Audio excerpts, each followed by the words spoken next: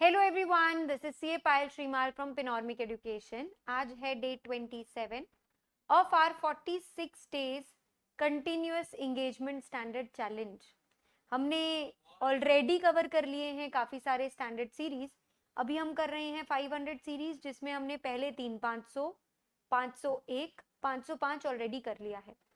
अब जो अगले 3 हम करने वाले हैं आज, कल और परसों में, वो तीनों एग्जाम पॉइंट ऑफ व्यू से थोड़े कम इंपॉर्टेंट स्टैंडर्ड्स हैं। इसके लिए खास करके ये रिविजन्स आपको काम आ जाते हैं, क्योंकि आपको उतना डिटेल में जाकर उसको एग्जाम के लिए पढ़ना जरूरी नहीं है। तो 510 किसके बारे में बात करता है? 510 कहता है इनिशियल ऑडिट इंगेजमेंट, यानी मैं एज एन ऑडिटर जब पहली बार किसी कंपनी की ऑडिट पर जाऊं तो उसे मेरी इनिशियल ऑडिट इंगेजमेंट कहेंगे। बट इससे बहुत लोग ये मिसकंसेप्शन ले लेते हैं कि अगर मेरी लाइफ में पहली बार उस कंपनी के साथ ऑडिट होगी तभी मुझे ये स्टैंडर्ड लगेगा। जी नहीं, सिर्फ अगर पिछले साल आप ऑडिटर नहीं थे ना, तो भी आपको ये स्टैंडर्ड लगने ही वाला है। यानी 2020 में आपने ऑडिट करी, 2021 में नहीं करी और 2022 में वापस करी, तो भी तो आप पिछले साल ऑडिटर नहीं थे, तो भी आपको ये स्टैंडर्ड इनिशियल ऑडिट एंगेजमेंट दोबारा लगेगा। यहां पर हम खास करके ओपनिंग बैलेंसेस को ही चेक करते हैं। मैं आपको बताना चाहती हूँ कि पिछले साल के जो क्लोजिंग होते हैं वो ही तो इस साल के ओपनिंग बनेंगे, है कि नहीं? अब as an auditor I would always think कि why should I check the previous year balances, जब मैं थी नहीं ऑडिटर तो। यानी या तो पिछले साल के एफएस किसी और ने ऑडिट करे थे, या फिर पिछले साल ऑडिट ही नहीं हुई थी, whatever is the case, but why should I check previous years closing balances? The reason is very simple, पिछले साल की क्लोजिंग ही तो इस साल के ओपनिंग बन जाते हैं और इस साल के एफएस पर उनका डायरेक्ट इंपैक्ट पड़ता है। इसके लिए हम जो 710 में इंपैक्ट देखते हैं ना ओपिनियंस का, उसकी वजह से हम 510 के अंदर ओपनिंग बैलेंसेस को टेस्ट जरूर करते हैं। अब देखिए, ओपनिंग बैलेंसेस टेस्ट करते वक्त ये पूरा स्टैंडर्ड 2 पार्ट में डिवाइड हो जाता है। एक ओपनिंग बैलेंसेस जिसमें हम अमाउंट की बात करेंगे, और दूसरा पिछले साल से इस साल लगने वाली अकाउंटिंग पॉलिसी। एक्चुअली तो भी देखा जाए तो अकाउंटिंग पॉलिसी वाला पार्ट पहले कर लेना चाहिए, क्योंकि वो बहुत स्मूथ और इजी है। ये लोग क्या कहते हैं, कभी भी पिछले साल की जो भी अकाउंटिंग पॉलिसी है वो इस साल कंसिस्टेंटली अप्लाई की होनी चाहिए। जो आपका वैल्यूएशन का मेथड था वो सेम रहना चाहिए, जो डेप्रिसिएशन का मेथड था वो सेम रहना चाहिए। Accounting policy must be consistently applied.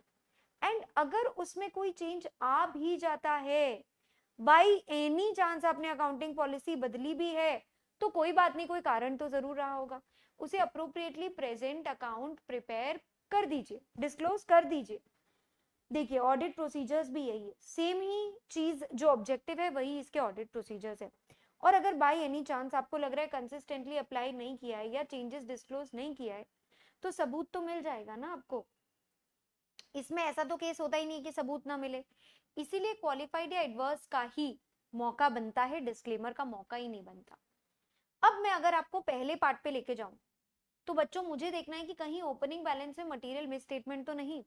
देखिए, मान भी लेते हैं कि पिछले साल के क्लोजिंग बैलेंस यानी इस साल के ओपनिंग बैलेंस में गलतियां हैं, जब तक कि वो मेरे करंट पीरियड एफएस को अफेक्ट नहीं करती, तब तक एज एन ऑडिटर मुझे क्या इंपैक्ट पड़ेगा, क्योंकि मुझे तो करंट पीरियड पे कमेंट देना है ना।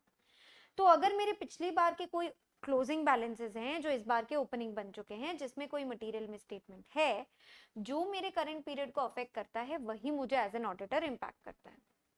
तो ऑडिट प्रोसीजर्स क्या है भाई उसको चेक करने के, सिंपली बता देती हूँ मैं आपको। सबसे पहले तो सबसे रीसेंट वाली एफएस पढ़ो। पिछले साल यदि ऑडिट हुई थी वो वाला केस है, तो प्रेडेसेसर ऑडिटर की रिपोर्ट भी पढ़ो। ये देखो कि पिछले साल के जो क्लोजिंग बैलेंसेस थे वो ढंग से ब्रॉड फॉरवर्ड यानी carry forward and brought forward बराबर हुआ है कि नहीं करंट पीरियड में, कहीं कॉपी पेस्टिंग में या फॉरवर्डिंग में गलती तो नहीं हो गई।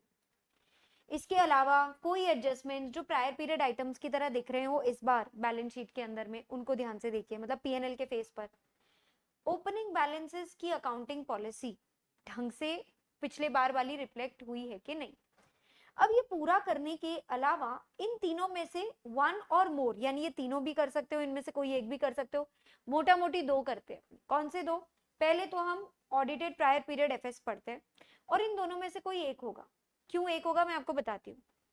कुछ कुछ केसेस में क्या होता है ना, ऑलरेडी हम करंट पीरियड में जो ऑडिट प्रोसीजर्स करते हैं ना, वो ओपनिंग बैलेंस के बारे में हमें सबूत दे ही देता है।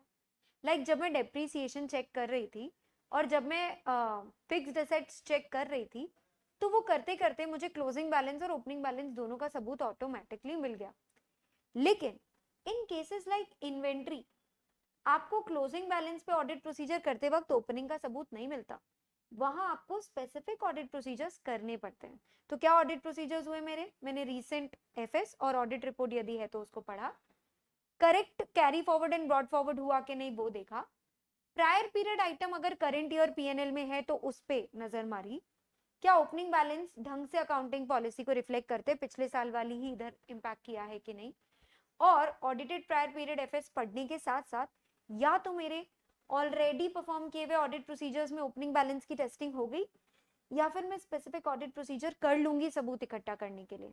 तो ये पूरे ऑडिट प्रोसीजर्स मैंने किए, तो उससे मुझे क्या पता चलेगा, शायद मुझे पता चलेगा कि गड़बड़े हैं जो करंट पीरियड एफएस को अफेक्ट करती है।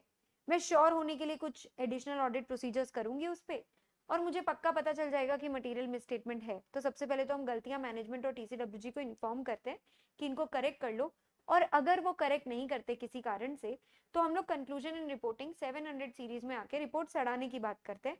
बहुत लॉजिकल मैंने रिपोर्ट सड़ाया है, क्योंकि हमारी 700 सीरीज ऑलरेडी डन है, इसलिए आप क्लियरली ये समझ पाओगे कि भैया अगर हमें सबूत ही नहीं मिलता है तो हम क्वालिफाइड या डिस्क्लेम करते हैं, डिपेंडिंग अपॉन कितना बड़ा मुद्दा है। सेकेंडली, अगर मटेरियल मिसस्टेटमेंट है ओपनिंग बैलेंस में जो करेक्टली डिस्क्लोज या प्रेजेंटेड नहीं है, अगेन मुझे सबूत मिल गया तो क्वालिफाइड या एडवर्स होगा, सबूत ही नहीं मिलेगा तो क्वालिफाइड या डिस्क्लेमर, सबूत मिल गया तो क्वालिफाइड या एडवर्स।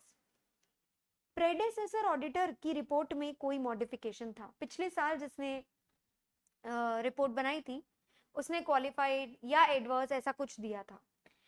मैं इस बार भी रिस्क देखने के लिए ढंग से देखूंगी कि क्या पिछली बार वाला मुद्दा आज भी करंट पीरियड एफएस को खराब करता है कि नहीं, और अगर करता है, रिलेवेंट है, मटेरियल है, करंट पीरियड एफएस को भी खराब करता है, तो मुझे करंट पीरियड को भी क्वालिफाइड, एडवर्स, डिस्क्लेम जो भी रिस्पेक्टिवली मॉडिफिकेशन करना पड़ेगा। इसके साथ हमारा ये प्यारा सा इजी सा स्टैंडर्ड यहाँ पे खत्म होता है। आप खास करके इसका बस एक ये टॉपिक याद कर लें, बाकी नीचे वाला पूरा टॉपिक तो 700 सीरीज में ऑलरेडी कवर हो जाता है। ठीक है बच्चा लोग, मिलते हैं कल। Bye bye, all the best, take care एंड बने रहें इस चैलेंज में।